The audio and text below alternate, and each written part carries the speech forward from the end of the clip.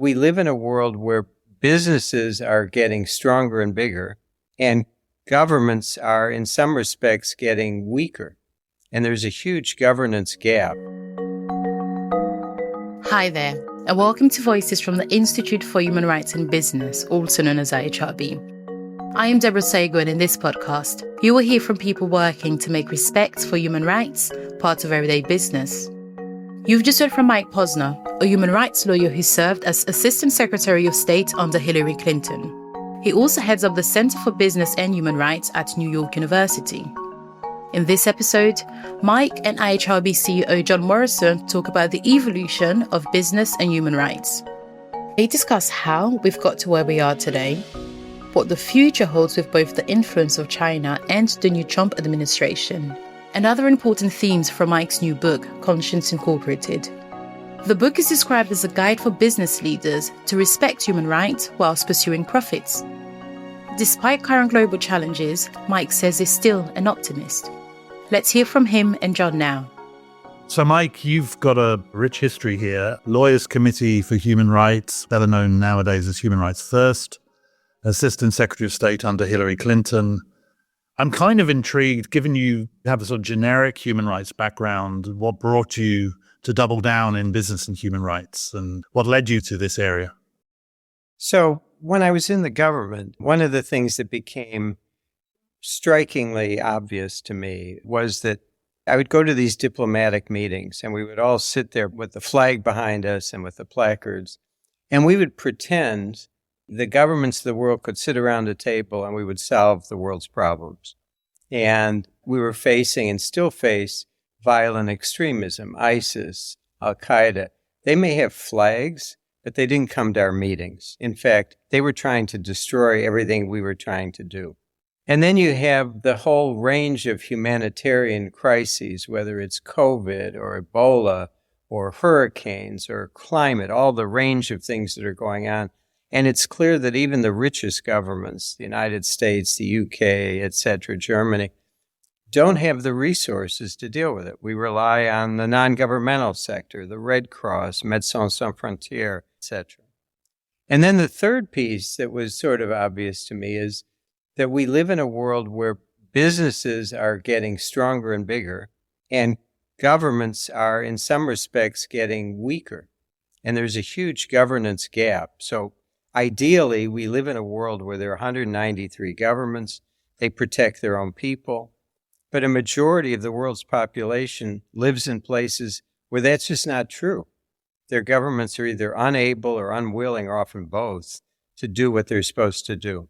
So you have giant companies in weak states, and inevitably, one way or another, the companies are going to be pushed to be part of the solution, of the way forward. The way I put it, and it's a bit of an unfair comparison, but if you compare the GDP of countries and revenues of companies, half of the biggest 100 economies in the world are not states, they're private companies. Walmart's revenues are now over $600 billion a year, puts them more or less equivalent to the GDP of Belgium. And so I kept saying to people in the State Department, why do we have an ambassador to Benin and we don't have an ambassador to Walmart? Is there any question that Walmart has as much influence on what goes on in the world? So that all led me to think, boy, this is a big gap in the human rights movement. We sort of know around the edges companies matter for better or worse, but I thought, let's sort of dig in and take it up as a subject. I did quite a bit of building capacity in the State Department to take these issues on. And when I came out of government in 2013, I was looking for a place to basically continue working on this. So when you came out of government then, John Ruggie had finished his work on the UN Guiding Principles. Mary Robinson, who we both know very well, has been working on this area for a long time. What do you think are the sort of the landmarks that you'd look to for the progress that we've made or not made over the past 20, 25 years? Yeah, so what's interesting about this field is how new it is. If you go back even before the UN Guiding Principles, the Global Compact, I worked with Kofi Annan and a bunch of both human rights and environmental groups to bring companies to the UN to talk about environment, labor, human rights, corruption. That was the year 2000. That's 25 years ago. And so then John Ruggie followed up with the guiding principles in 2011. And the guiding principles sort of opened the door, legitimized the discussion. The fact that the UN Human Rights Council unanimously embraced this broad model was a very important milestone. But as Professor Ruggie, who I greatly admire, said, that was the end of the beginning. And I think I would say in the last 14 years, we've made some progress. To my mind, not enough. I'm a bit impatient. And it's become increasingly clear to me that the broad framework of saying governments have the primary duty, companies have some responsibility to respect TBD, what that means, doesn't go far enough. There are too many companies that assert we're following the guiding principles, we do due diligence, we do it our way, we define it our way, is not enough. We need to move to a place recognizing that unlike the environment, human rights issues really vary quite dramatically from industry to industry. And we need to develop industry standards for each industry that companies are part of the process of accepting and developing. We need metrics. We need a way to assess compliance. And ultimately, we need some measure of accountability so that companies that are non-compliant, and there are many of them, have some incentive to get their act together and do the right thing. Why write the book? Is it work left undone? What compelled you on this one? Well, so I've been at Stern at NYU Business School for the last 11, almost 12 years, and created a center, the first center on human rights at a business school anywhere. And so my first thought was I want to distill what we've learned over this period and put it in a accessible place, in one place. Secondly, I really want to encourage business schools to embrace this agenda. I think a number of businesses are actually ahead of business schools, recognizing that these issues, which economists would call externalities, are actually quite important to business. When companies get in trouble on human rights, they're often ill-prepared to deal with the consequences. And so my second reason for writing the book was to kind of create an opportunity to go to business schools. But more importantly, I think in many ways is the fact that these are issues that I think a lot of business leaders are afraid to tackle. They seem daunting. They seem risky. They involve costs. But I wanted to give people a sense of hope that there is actually a way forward. Our center says that we're pro-business, but we want high standards. I'm not trying to undo the capitalist system or globalization, but I really want companies to view human rights as a business priority, not the only one, but attach the same things they do to any business priority: return on investment, productivity, retention of workers, quality control. The things that businesses really regard as priorities, they spend a lot of time setting up systems to make sure that they evaluate performance. That's what they need to do with human rights. We aren't there yet, but I use the book to both give examples of where it's gone wrong, but more importantly, to give some markers of what could be done, can be done, has been done, so that business leaders, investors, even consumers can begin to think about this as something where they both have a stake and they can be part of the solution.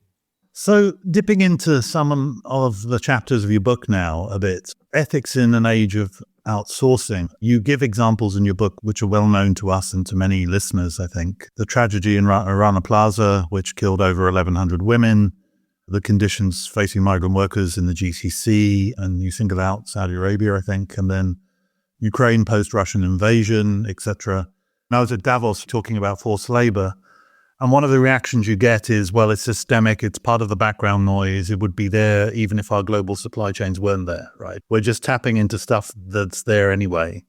I think you argue something different. I mean, I think you argue that there is something about the nature of outsourcing and global supply chains that engenders some of these harms. Can you explain a little bit as to why global supply chains are not coincidental. They're actually part of the problem in some ways. Yeah, I mean, I may put it a little bit differently. We've had over the last 50 years the mass expansion of a global economy, which, among other things, I tell my students is the greatest human rights change of the last 50 years is the dramatic reduction in extreme poverty. DFID and AID and the World Bank and UNDP play a part in that. It's primarily jobs. It's primarily a global economy where people have been moved from subsistence farming to the moneyed economy. And so 2 billion people have been lifted out of extreme poverty. That is the result of business, the commercial sector, going to places where production is cheap, where it's easier to do things in an economical way. But what comes with that is what I call the outsourcing of responsibility. And so it's one thing to say we're manufacturing of clothing, we're going to go to Bangladesh or Vietnam because it's a heck of a lot cheaper than producing in Europe or the United States. But then to say, it's not really our problem what happens in those factories because we don't own the factories. That's the outsourcing of responsibility. So my basic argument to people like those you met in Davos is take a look at how you're actually making money. What's your core business? What are the human rights challenges that are inherent in your business model? If it's outsourcing of production for farming, for fishing, for mining, for manufacturing, for construction, then ask yourselves, how could we get this done without these people? And what are the minimum things that they ought to be entitled to? They ought to work in a safe environment. They ought to have enough income that they can feed their families. They ought to be not subjected to forced labor, child labor, et cetera, et cetera. So I think there's a certain logic of this. And I draw a lot from my American experience. I work 2 blocks away, literally, from the Brown Building, which is the place where in 1911, the Triangle Shirtwaist Factory killed 146 people. And it resulted in a whole range of things happening, first in New York City, New York State, and then with the New Deal with Roosevelt and Francis Perkins, we created a set of protections for workers.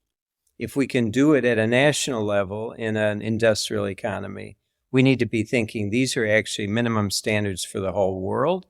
And if you're a global company benefiting from cheap labor, good production, et cetera, you have some responsibility for making sure that those workers are treated well. You also, though, call out the Fair Labor Association, the Bangladesh Accord as possible models for ameliorating or solving the problem. What is it about those initiatives particularly that attracts you? I try to put myself in the shoes of a corporate leader. It's very difficult to be the one exemplar of doing the right thing when your competitors are not. There is the free rider problem. You're out there calling for all these things to happen and you look back and nobody's following. And so the advantage, I was involved in the creation of this organization called the Fair Labor Association in the 1990s, Bill Clinton, Robert Reich.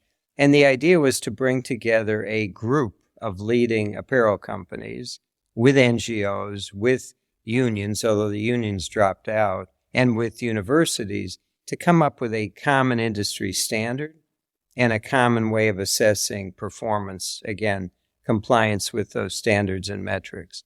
It's a heck of a lot easier if it's a collective effort, and it's more effective.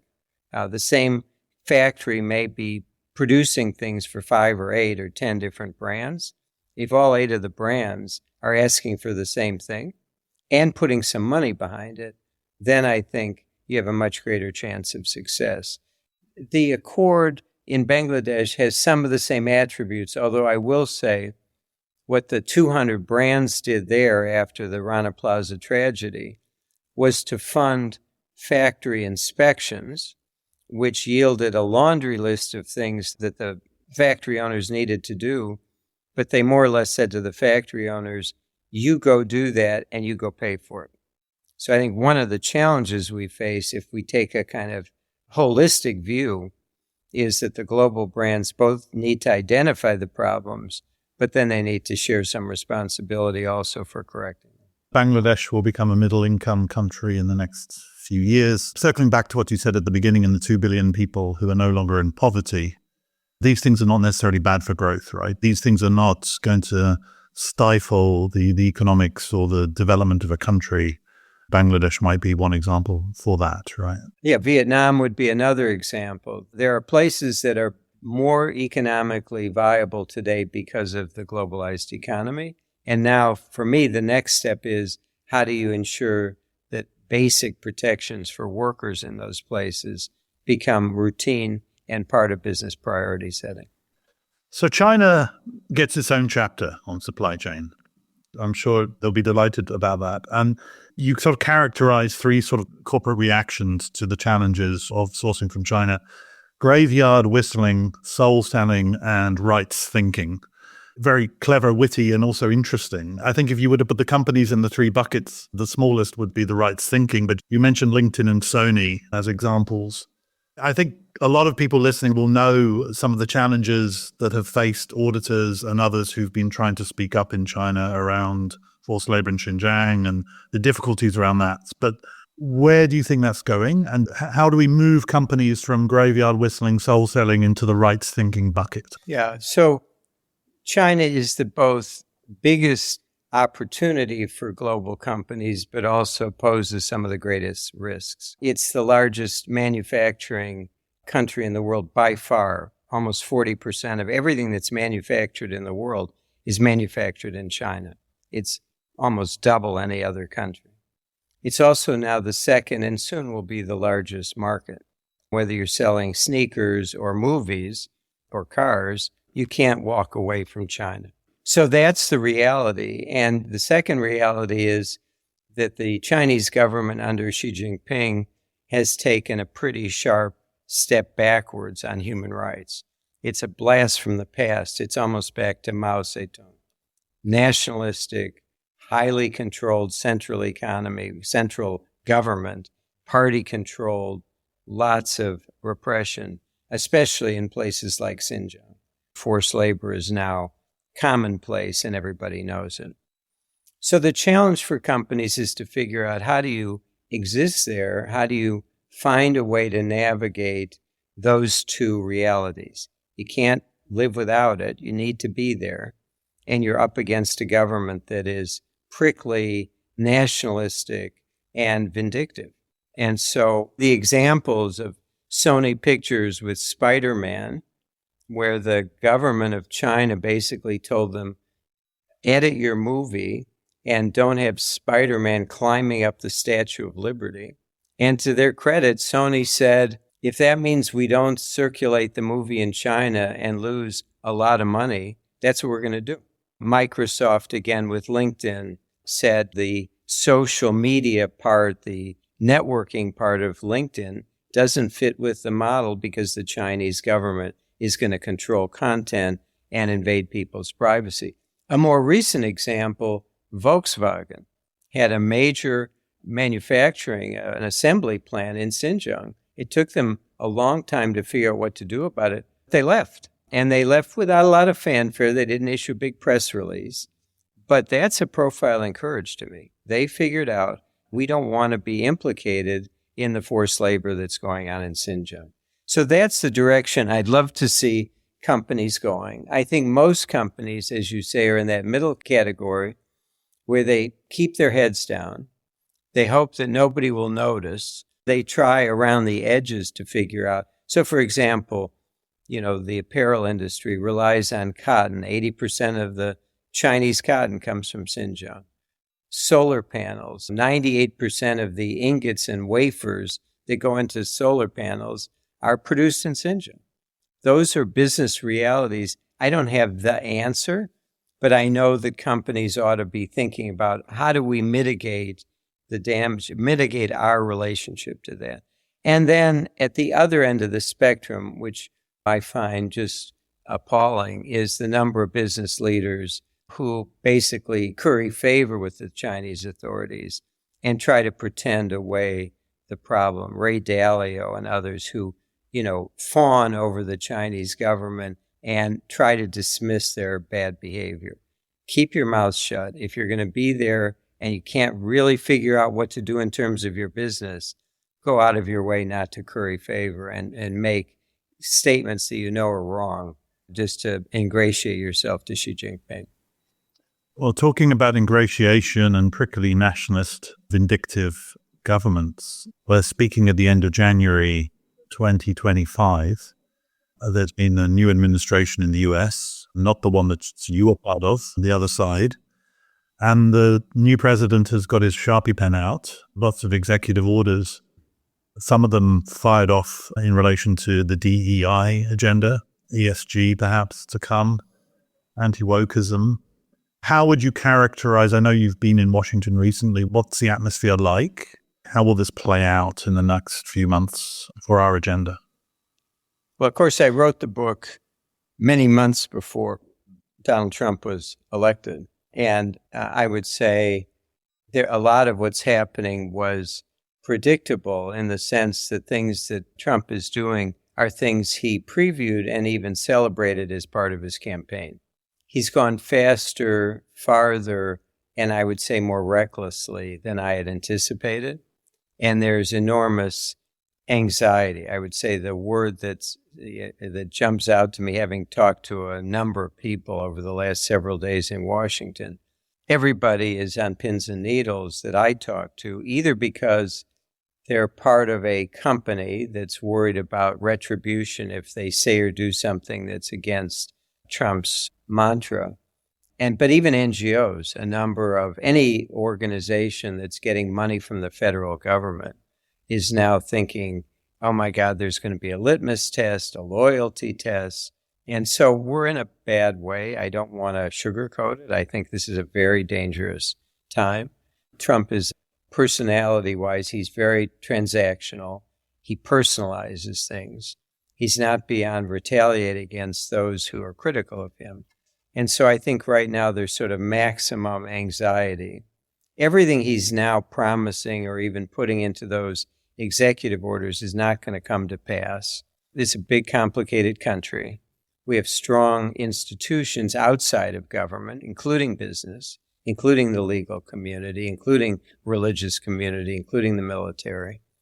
And I think there's even a lot of dissension within his base about some of these things. People want to close the border, which I understand that's a big issue here as it is in Europe. But they also want to buy foods at a reasonable price. And if you look at the agricultural sector in the United States, the people picking fruit in Florida or California are undocumented. They're not citizens of the United States. Same with the restaurant business, construction. There's a whole range of industries that depend on low-wage work. And historically, it's tended to be people who are coming here undocumented. So we're going to have a lot of tough days ahead. But I do think we have to be, one, smart about picking our fights and challenging things that are beyond the pale where we can actually try to mitigate some of the damage. And perhaps more importantly, we have to be thinking about life after Trump. It seems like a silly thing to say 9 or 10 days into the new administration. 4 years is a long time, but he's not going to be there forever.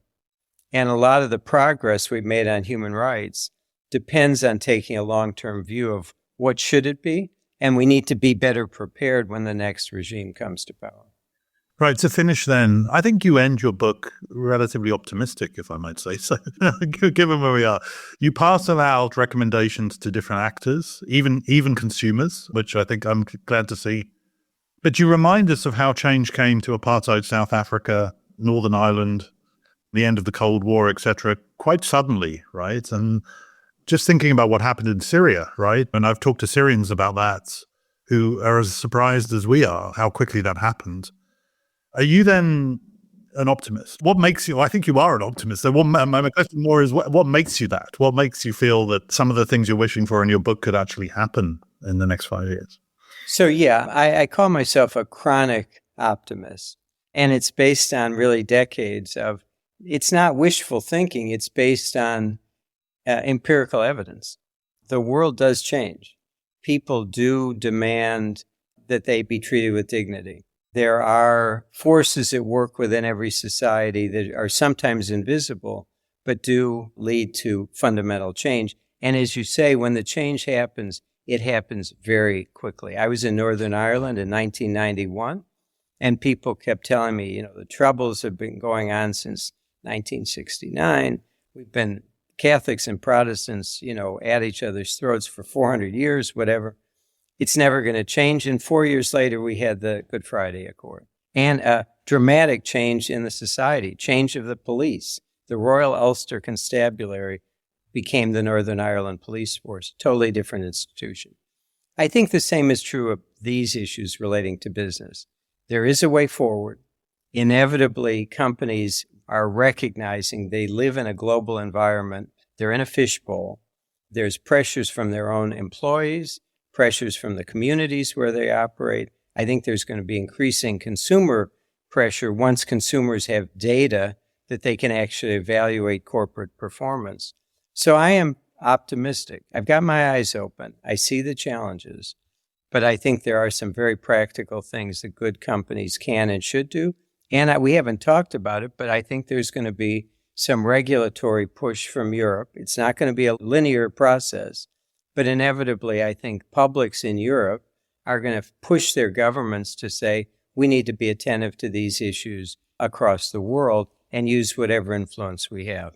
And so I am optimistic. I think we're moving in the right direction broadly. I think we're going to keep moving in that direction, and I'm excited to be part of it. Thank you, Mike. Do go and buy Mike's book, Conscience Incorporated, Pursue Profits While Protecting Human Rights, written by Michael H. Posner with a preface by Hilary Clinton. I think it's a brilliant book in encapsulating the A to Z of business and human rights and some of those dilemmas and cases that many of us have worked on. And as we just ended, it's optimistic, right? It does give the next generation, I think, something to get their teeth into. So thanks, Mike, for everything you do. And thanks for giving us time today. Thanks, John. Thanks for having me on. Thanks to my colleague John Morrison and to Mike Posner for that engaging discussion. And thank you for listening to this episode of Voices, which is brought to you from the Institute for Human Rights in Business.